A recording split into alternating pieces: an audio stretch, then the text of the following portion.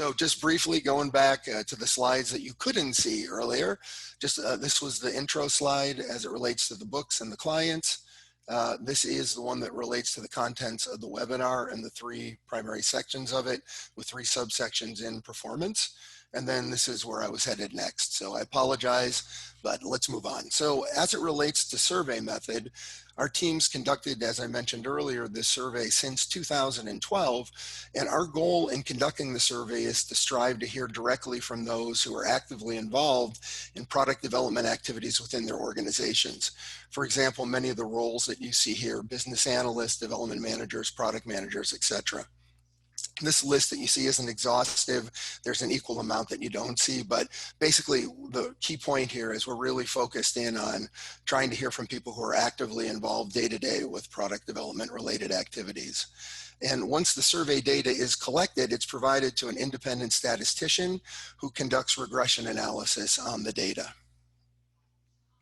So as to who responded this year, we'll dive into it. And as in prior years, the vast majority of survey respondents do play an active role in creating or enhancing products or services within their organizations.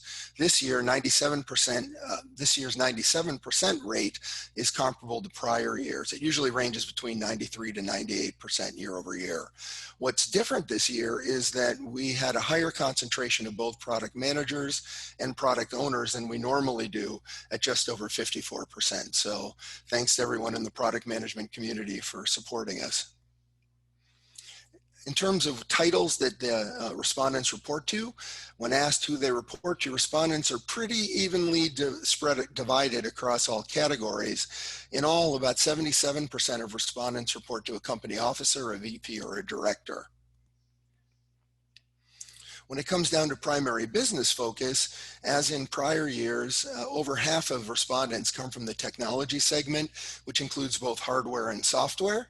The other segments are services at 18%, consumer products at 12%, education at about 5%, government at about 2%, and then 12.1% are respondents who don't identify with any of the other categories. And as it relates to company size in terms of annual revenue, there's good representation across all segments with a higher concentration of in businesses between 50 million to 2 billion in annualized sales. In fact, this segment represented roughly 45% this year. So what did survey respondents tell us about their product teams? Well, as it relates to the stability of their products, of the product team, the majority of respondents, that's 40%, indicate that their teams are intentionally stable over the long term. Conversely, only 15% of teams indicate that they're intentionally fluid. From our perspective as a consulting organization, we see significant benefit for keeping our product team stable, such as teams being able to maintain momentum and accumulating knowledge about their product over time. However, we recognize that not all organizations have the staffing to utilize that model or maintain that model over time. In terms of trust, communication, and collaboration, I guess we have some good news to begin with here. 71% of product teams are currently reporting strong cohesion. However, 29% of respondents tell us that they have low levels of trust, communication, and collaboration. This is a pretty significant number of organizations, so there's clearly lots of room for improvement. When it comes down to which of the following methodologies best describes the way your organization develops products, what you basically see by this graph is that agile methodologies continue to be the most popular and frequently used at about 49%. This is closely followed by blended methodologies at 39%. And as you'll see in a moment, we've been tracking product development methodology adoption rates since 2012. So I'm about in a moment to share sort of a historical look of how these methodologies have progressed over time.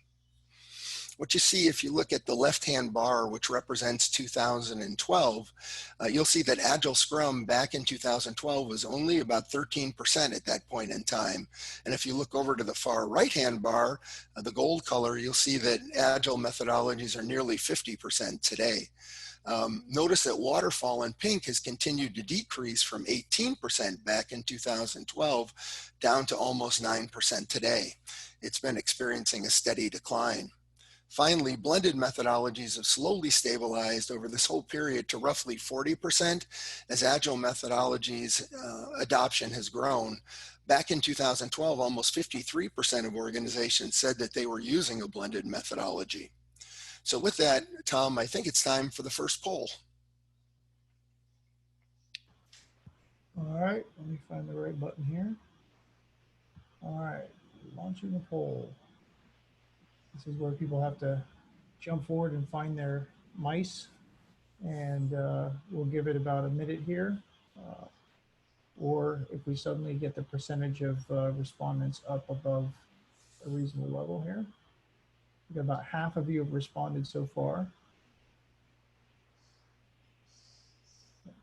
Good sign that nobody's wandered off to refill their coffee cup in the middle of the... Let's see, get just a little bit longer here. I'll cut it off in about... Okay, so those of you who have not voted, you have about 10 seconds left here. All right. Ready? 3, 2, 1. All right. I close the poll. Oops. I did not see it ask me if I wanted. Oh, here we go. Share the results. That's what we're looking for here. All right. 63% Agile Scrum, blended at 30, and the rest is, I don't know. Waterfall obviously doesn't score highly. It's got actually no votes today. So let's see how this compares to what we've got with the survey respondents. Back here. Here we go. So when our survey respondents were asked, pretty close. Agile Scrum came in at 52.7% this year. Blended, once again, was the second category at 28.5%. There were more people who responded favorably to Waterfall at 5.2% and other than our survey group, and 10.6% said they don't know. As it relates to the slide specifically and not the poll, Agile, as in prior years, is the method that respondents have continued to associate with increased product profitability. If you compare this year's findings to 2016's responses, which was the last time that we conducted the study, we took a 2-year hiatus. The response rate has been quite consistent over time. Back in 2016, it was 52.1%. So there's been very little change over this time frame. Agile Scrum continues to be perceived as the best way to enhance a product's profitability. When asked about which of the following best describes the effectiveness of your product team, less than 1/3, 31.5% of teams say that they deliver value consistently. The majority, at about 50.6%, say they deliver value, but they lack consistency. And approximately 18% confess that they perform poorly. So with that, we'll move away from what respondents told us about their product teams and how they're performing and turn our eye into product management. So the first question we asked this year was, where do product managers come from? We had asked this question about this back in 2012. So we wanted to see if there were significant differences between those 2 points in time. So what you basically find here is that for those of you who may be aspiring to become product managers, there's really good news. Product management, at least through the eyes of our respondents, is an equal opportunity profession.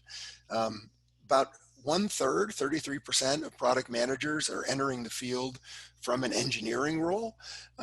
So if you're an engineer, you have a better chance of entering the field than from other functions. But that's not to say that if you're in another function, you can't be successful in entering the field, because only 10% of respondents started as product managers. In fact, marketing represents 11% of the people entering the field, operations 10%, sales and customer service 9% each. They're all provide gateways to becoming a product manager. And then other makes up the difference. And other includes areas like finance that wouldn't be traditionally associated with people entering the field, but there are people who enter from the finance aspect of the organization. So the bottom line basically is that product management is an equal opportunity profession, although statistically speaking, engineers have the best opportunity to enter the field. When looking at time utilization of product managers, when it comes to how product managers use their time, there's a significant room for improvement. Just 36% of product managers spend the majority of their time achieving company business goals. Sadly, 64% of product managers are unable to spend sufficient time focusing on company objectives. And for those of you who are product managers, I think you probably see this within the context of your own organizations. And we'll talk more about this when we get to the regression analysis factors a little bit later in the presentation. We asked about what were the most commonly used requirements criteria. And what we found in this year's survey was that size and influence of customer, probably no shock to the majority of people on the webinar today, at 60% was the number one criteria. The second was risk, which we define as technical, market, and product risk for the purposes of our survey. Development cost ranked number 3 at about 55%. Hold that thought, because this also comes up in the regression analysis. We'll talk a little bit more about that later. And then key internal stakeholder influence comes in number 4 at 53, almost 54%. Technical, that's architecture, stability, and scalability at about 50%. Revenue, slightly less than that. And profitability, the number 7, comes in at 38.6%. Once again, hold that thought, because that comes up again in the regression analysis, and we'll talk more about it. Roadmap transparency, we also inquired about. We'd asked this question before in the past, and the numbers you see on this year's slide are roughly the same as the last time we asked this question back in 2016. So there's been just a little change. And the area that did change since we asked in 2016 is that there were fewer responses in the 3-month time frame, which doesn't surprise me, but that's the only change really year over year. As it comes to product line reviews, the final question we asked for product managers this time around, what we basically found was that 75% of companies are regularly or occasionally conducting product line reviews, which is heartening and good news, because we are advocates for product line reviews. All right, so we're at innovation. So at this point, I believe, Tom, we do our second poll. So I'm going to throw it out to you. All right. Let's see the next poll up here. All right. Same 60 seconds on the board. You do not have to answer in the form of a question. You just need to click on one of the answers here. So the question is, when does product management become involved with the innovation process in your organization? And select the answer that, the classic education thing, the answer that most closely is most correct for your situation. Coming up on 30 seconds here. Give it exactly 60 seconds to find the mouse and get your answer in before it's too late. 10 seconds left.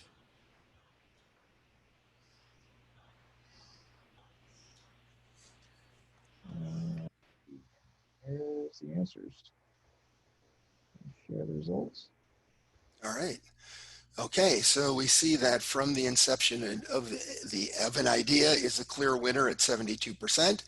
The next largest section is after an idea has been selected, followed by only once development has begun, and then someone else is responsible. So let's see how that compares.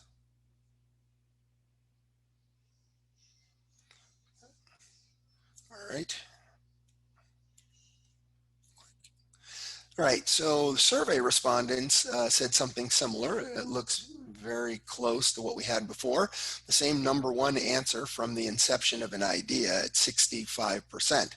So it's great to see that in both polls, both groups have been pretty much aligned, both the survey respondents and the folks who took the polls. That's great.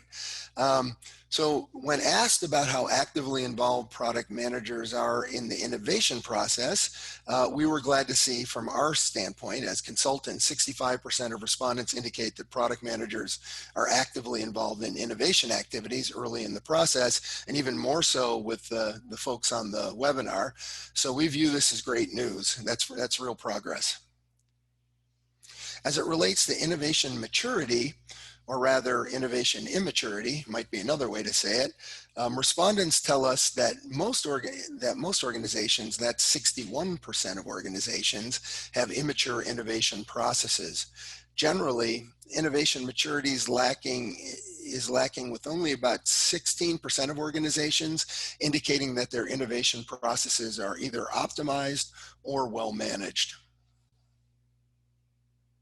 When it comes to innovation program management, there's also opportunities for improvement. When we take a closer look at how companies are managing their innovation programs, we can see that only a quarter of companies have automated innovation processes.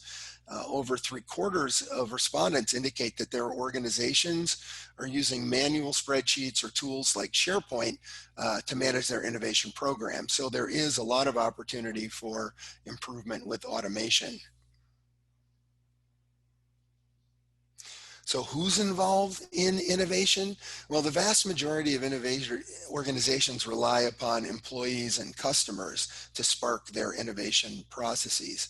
Additionally, few organizations rely upon suppliers and partners, startups, universities, and researchers, or the public at large. In terms of desired outcomes, we sort of focus in on the top four. The first one that about 70% of survey respondents indicated was to gain or maintain a competitive advantage. The second was new product or service development. The third had to do with improving customer satisfaction, and the fourth, continuous improvement. The next closest one at 55.5% was discover new revenue opportunities. But there are a host of other reasons why organizations continue to, outcomes that they're continue to seek, but they tend to drop off pretty steadily as you go further down the graph.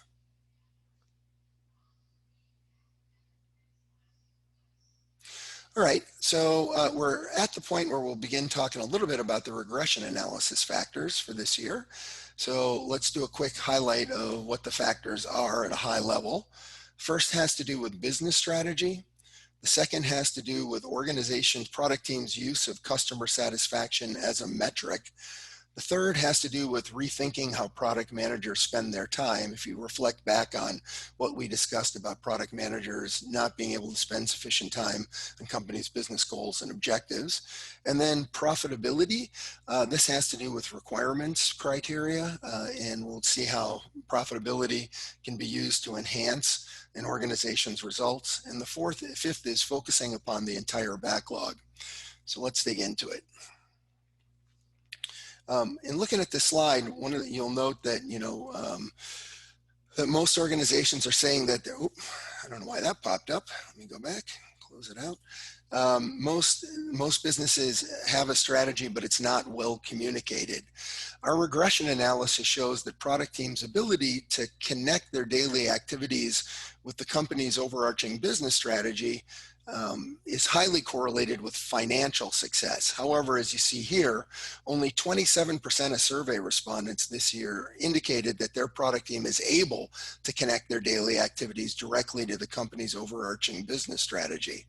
Most respondents tell us that their organizations either fail to effectively communicate the company strategy to the product teams or indicate the company is lacking a business strategy at all.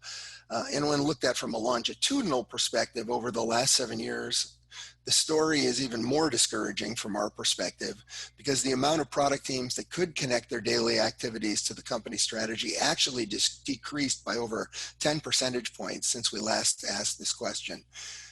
Companies that want to improve the performance of their product teams and their financial performance, in our opinion, should shore up communication and transparency regarding the overarching company strategy and how product teams are connected to it. If you think about it, doing so will help product teams make better short and long-term decisions, lead to a clear understanding of strategic priorities, and how product team members' actions can positively or negatively influence outcomes. Additionally, this will also likely increase product team members' commitment to their work effort because, as I think we've all seen in real life, talented team members often dislike working on projects that don't appear to add value to the organization. So, being able to, have some traceability back up to the company's business goals, obviously I think would help morale.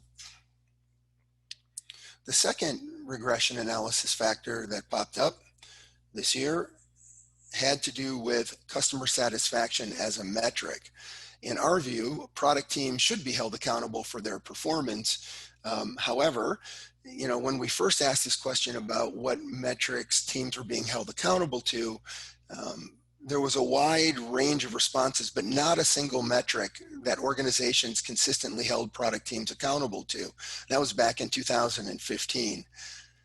This year, our regression analysis shows that customer satisfaction is now the dominant metric, and the most product teams are being held accountable to. 51% of organizations are now using this accountability metric, and the other metrics in descending order are listed on the slide. But I think the best news in all of this is that product teams that are held accountable to customer satisfaction in our regression analysis are highly correlated with improved product team performance. Additionally, this trend using customer satisfaction as the accountability metric for product teams has risen 10% since 2015. So there's been a real positive development on this front, in our opinion, based on the data. The third regression analysis factor has to do with how product managers spend their time in the field.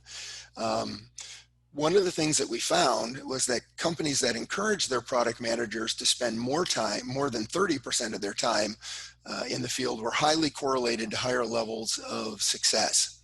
But unfortunately, as you can see on the slide, less than 11% of organizations appear to enable their product managers to spend this amount of time in the field, for example, with customers, prospects at trade shows, etc.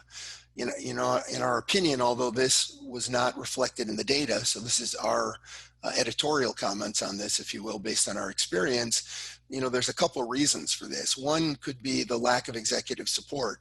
If you think about it, it's expensive to have your product managers actively engaged outside the organization at this level, and it requires pretty strong support from the leadership team.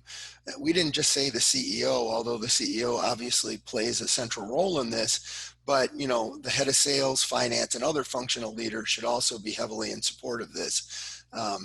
The second has to do with product managers themselves. When you talk to product managers, as I know many of us do, and many of us are product managers, we often acknowledge our own shortcomings in terms of time management, proactive behavior, and our own biases. Some of us skew strategic, others skew tactical. So product managers are pretty forthcoming about their own deficiencies in effectively managing their time, and we saw this reflected earlier in the product management section as well. But I think regardless of the source of the current limitations in terms of how product managers spend their time, organizations really need to rethink how they utilize their product managers and work to optimize external engagement. The one thing I can say definitively is our regression analysis shows that product managers who spend more than 30% of their time engaging externally lead to improved performance on the product team and the organization, and that shows up in the data. The fourth factor that came up in this year's survey has to do with requirements prioritization, and really it comes down to profitability.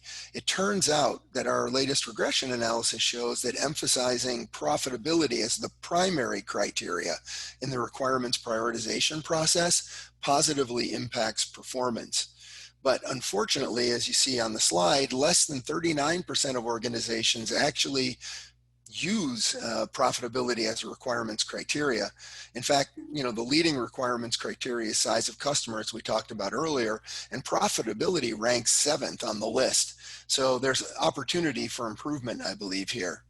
It's also worth noting that the reliance on development cost as a requirements criteria in a prior year's white paper basically came up as being negatively correlated with high performance. That's not to say that development costs shouldn't be taken into consideration, but the regression analysis indicates that it shouldn't be utilized as a factor in your requirements prioritization specifically. I think the point here, though, that we want to make around profitability is that more organizations need to embrace profitability as a metric if they want to improve their product team's performance. It's an area that you could focus on. And finally, the 5th regression analysis factor, and it's pretty straightforward, so there's not a lot of commentary that I'll put over this, but it turns out that product teams that size their entire backlog demonstrated higher levels of performance in the regression analysis, but the data shows that only 17% of respondents undertake this effort. And this is in contrast to those teams that size a quarter of the backlog or size only several sprints worth of stories. My partner, Ron Lichty, if he were here, would have a lot to say about this, but this is the final factor that showed up in this year's regression analysis. For those of you who are interested in getting your hands on some of this data, feel free to, I invite you to download a copy of our free white paper. You can do that at www.actuationconsulting.com, and would love for you to do that. We don't use the downloads for anything other than inviting you to participate the next time that we conduct the survey, so it's not used for marketing purposes beyond that. So your name wouldn't be used for any other purpose. As it relates to our sponsors, I'd like to take a second to thank Tom and Debashish for helping to arrange and allow us the opportunity to present this information. So thank you guys. And, to our sponsor Planbox, I want to thank them for their partnership. Additionally, the PDMA was a partner this year, as well as the Software Information and Information Industry Association. You may notice that Silicon Valley Code Camp was also a partner this year in helping to distribute the survey, and we will present at their upcoming events, as well as the Chicago Product Management Association. As I mentioned earlier, Ron Lichty, who many of you may know, I know he resides and I think he participates pretty actively within the SVPMA. He's one of the co-authors of the study from Ron Lichty Consulting. Steve Stark, who's actually a principal within our organization, also a co-author, and Matt Jackson, president of Jackson Consulting with a focus on operations, also played an active role. If you have questions, happy to take them at this point, and also putting my contact information up in case there's something that I can answer or if we can be of any assistance to anyone out there. So Tom, let me turn it over to you. Yeah, so we've had and I know it's difficult to follow when you're presenting and you've got your slides up on the screen, but we've had quite a conversation running along in the chat window around different things. So I'm happy to let folks unmute themselves to ask a question directly. I think Jim Shibler had some questions or some commentary. Go ahead, Jim. Oh, just more comments than questions. I'd have to go back and look at the chat. Things were running pretty fast there. So let's let somebody else go first. I'll go review.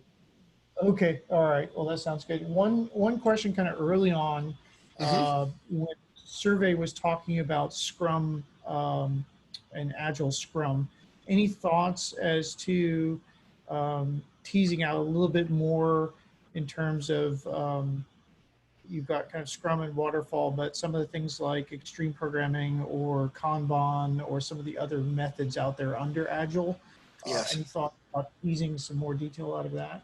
When back in 2012 through to about 2015, we used to ask questions about the other methodologies, but the response rates were so low that frankly, they cluttered our bar charts to the point where it made it difficult to actually get the message across. So, to be honest, if there had been more robust responses from survey respondents, we would probably still be tracking it. But because the numbers were so low, it wasn't really statistically significant in the scheme of things. And one year we even asked a question to that point, and it came back that, as it related to Agile, about 97% of survey respondents said they were using Agile, at which point that was the final, nail in the coffin for us continuing to track other methodologies, just because the responses were so low that it just wasn't helpful, to be honest. Yeah. I'm wondering if with a larger collection of folks under Agile, whether there's subfamilies in there that could be eventually reach a statistically significant number at some point, but that's Yeah. going. So let's see, who else was commenting back? And feel free to raise your hand. I've got like 2 screens, and so I can't see everybody all at once, but I see Jim waving. So Yeah, no, the question that had come up earlier was if product managers are having too much trouble focusing on things that are core to the business, did you ask them what they are spending the rest of that time on? No, we didn't. But one of the things that we do, Jim, is when we do these presentations, for example, we never used to ask a question about, did your organization achieve its financial results in a year? That was a suggestion made by somebody at the Orange County Product Management Association.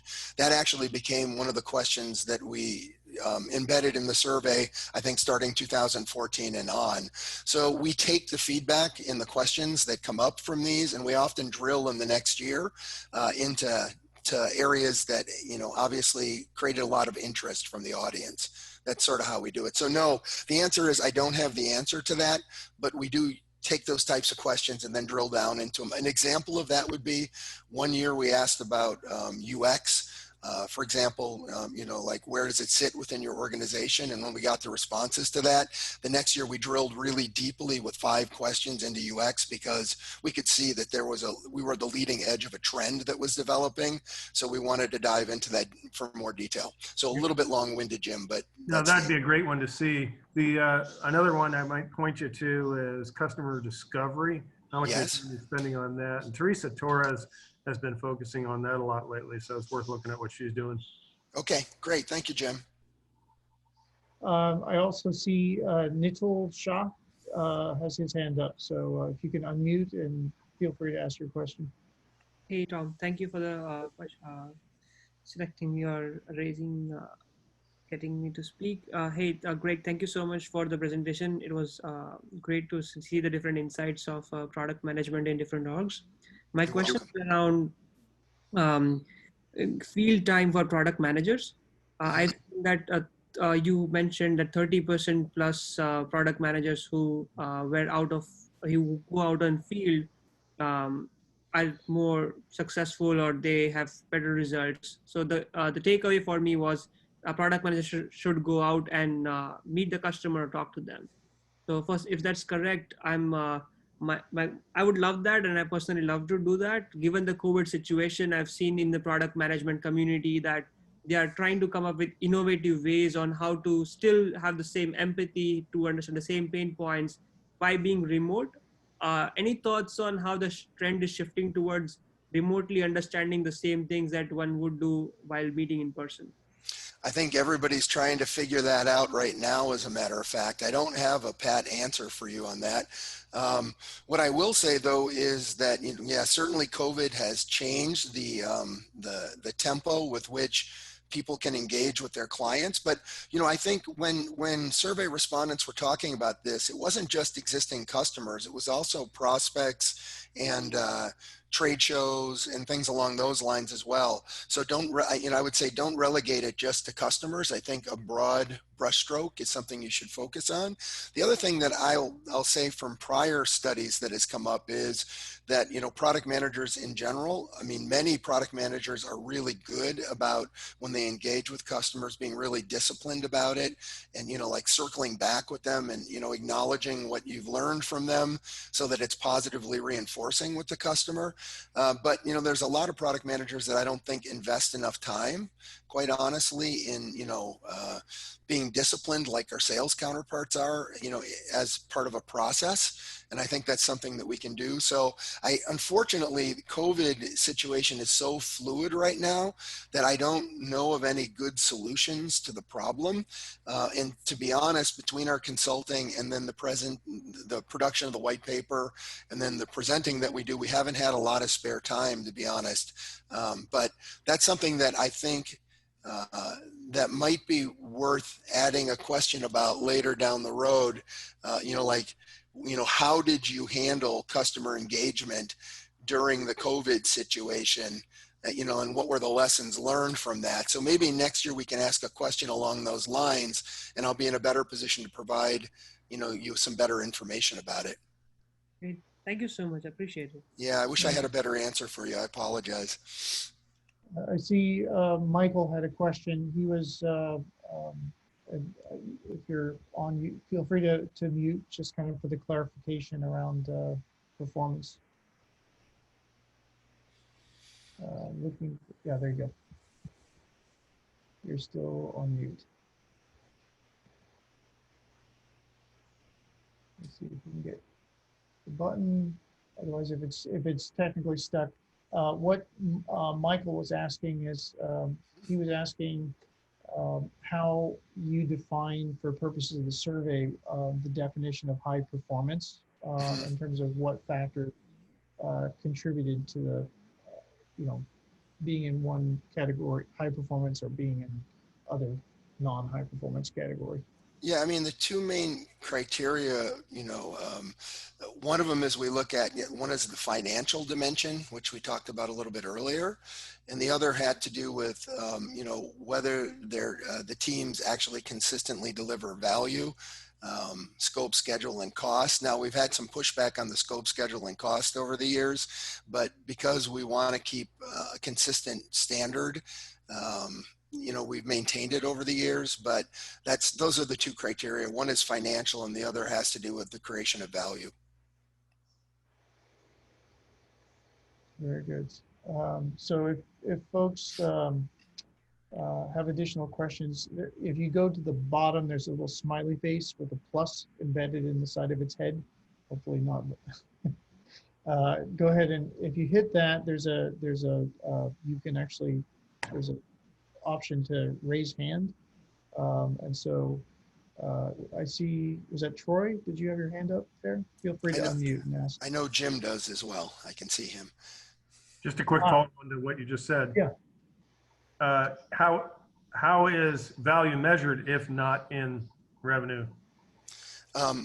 So, you know, once again, I'm not the statistician, so I don't exactly know, you know, like we outsource it to a third party to actually conduct the regression analysis, and I don't actually have it in front of me. So I can't tell you what, you know, the exact way that the statistician tackled it, but I do know that it had to do with the two criteria that I told you earlier. Right. But I mean, yeah. The one, I'm just trying to differentiate what is delivery of value if it's not reflected in the revenue. Yeah, you could be right about that. Off the top of my head, I don't remember though, Jim. If you'd like, send me an email and I'll talk to the statistician and I will get back to you with the exact specifics. Yeah, it's probably more in the root question, and Ron might have an idea around that.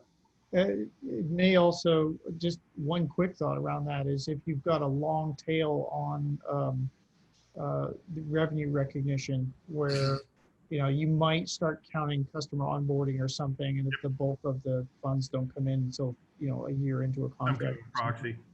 Yeah. Yeah, unfortunately, I don't remember off the top of my head specifically, but I do know that you can count on it because we've gone through two statisticians and they've maintained the same standard, both of which were independent. So. Good. Let's see. I'm going to Troy. Did you want to unmute your question as well? Yeah. Thanks, Tom. Can you hear me? Okay. Yeah, loud and clear. All right. Hey, Greg. Thanks a lot for the presentation. Regarding the comment a few minutes ago about customer discovery and coaches like Teresa Torres, do you have any data on what methodologies product teams are using for actually prioritizing what goes into the backlogs. Agile doesn't really address that directly. And do you have any particular view on the customer or product discovery methodology? Thank you. We do have some data on it. It was from a previous study about 3 years ago, so it doesn't come to top of mind. If you'd like, though, I can dig it out for you, and I'd be happy to send you sort of the findings or the white paper in its entirety, if that would be helpful. Yeah, thank you so much. You're welcome. Very good. Let's see. I know a few other people had comments back and forth. There was a comment from Karen. There's a commentary in chat from Jor. Did any of you have any kind of follow-up questions for our speaker? And while we're waiting for folks to unmute, I'm going to launch a really fast poll and leave that up for folks. We're trying to find out how we get the word out effectively to product managers out there, and just want to see kind of what was most effective in getting the word out about the meeting. So with that, Troy or Jor, or Troy's already gone, Jor or Karen or anybody else that still has a question, feel free to. Greg, this Yes. is Karen. I was curious. I mean, your slide said people mostly don't size the entire backlog. Mhm. And there's really good reasons for that. So I was wondering what your guys' reasons are for sizing a whole backlog, and kind of what's the context around that. I'm sure it must be different for different kinds of product. Yeah, I think Ron could speak more specifically to this, but what the regression analysis showed was that those that did the entire backlog actually had higher levels of performance. That's the outcome of it. So I can't give you a justification for why one method is better than the other, but I think Ron would be able to speak to that because he's much closer to this aspect of the regression analysis than I am. If you'd like, I can get you that information though, Karen. Oops, I think I unmuted. Yeah. Okay. So just, Karen, shoot me a question after if you like, and I'll get you the answer. Awesome. Thank you. Mm-hmm. Greg, Tom, I could comment on that one. Yeah, Yeah. go, Jim. Yeah, in general, most of high-performing agile groups are sizing their backlogs for 2 to 3 iterations ahead, so that they have plenty of backlog to keep the development team optimal. But if you start doing too much more beyond that, you're running into such a realm of uncertainty that a lot of the effort you spend is no longer just in time, and conditions can change so much that you may be wasting time refining stories that may never come to the top of the backlog. So that's the usual reason for doing only a few Mm-hmm. iterations worth. I would definitely, I think we've got maximum change too in the current situation. So that's probably double underlined at this point. Case in point. It's the whole game of we need a 5-year forecast on what's your P&L is going to look like on this product, and people just chuckle that they've dealt with the level of change in technology. Let's see. I think Troy, you had a comment. Did you want to chime in?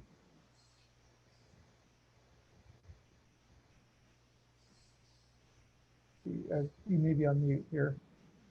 Yeah, no, I posted something in the chat just regarding the discovery process. Nothing else to add to that. Okay.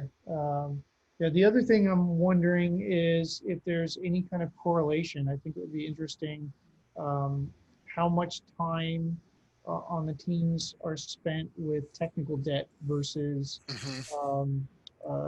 new features that are hitting new customers. Because I've Yep. seen cases where things don't, and it doesn't really apply to startups or newer organizations, but ones that have been around for a while tend to drag their anchor, and there's always that trade-off of figuring out what's the generally accepted ratio for companies of a certain age, or it'd be interesting to see if there's any sort of patterns to that.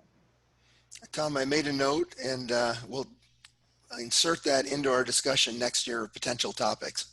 Yeah. Yeah. Anybody else? I think we've covered most of the folks I saw with hands. Anything occur to anyone? Feel free to raise your hand on that front. Unless you're all busily signing up for next month's meeting in September.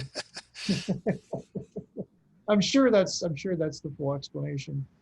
But just as a reminder, we're having another great topic next month, and hope to see more of your faces and get to meet more folks from all around, and get some networking going and learn some new resources. I think each one of us has a different enough background that as we hear different topics, we get it sparks other ideas, or hey, I know a great book you should look at, or here's a podcast you should consider looking at.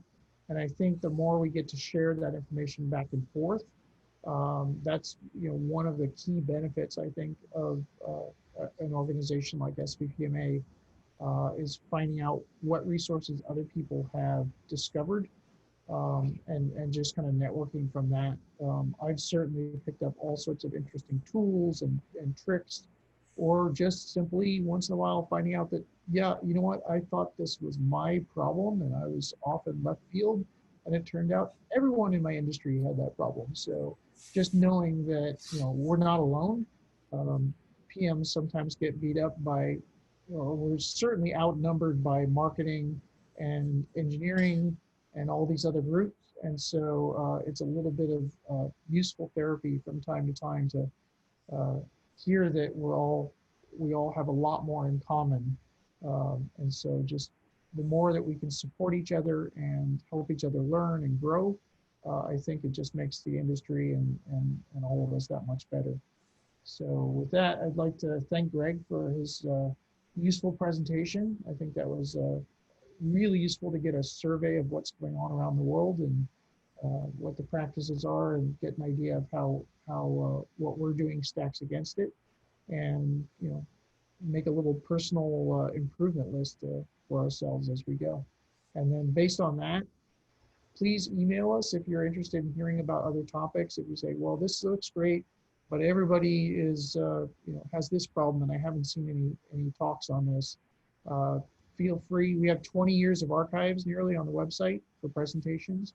If we haven't touched on something that you'd love to hear from, or some other PM leaders and some folks in product that are superstars and doing amazing things, and would like to share with the group, you can always email me, Tom at SVPMA. You can hit the board. We're all listed on the website. You can look us up and drop us a line. We'd like to hear from you. This is kind of applying the product manager principle of, we love feedback. It helps us make things better, and one way or the other, helps us improve everything.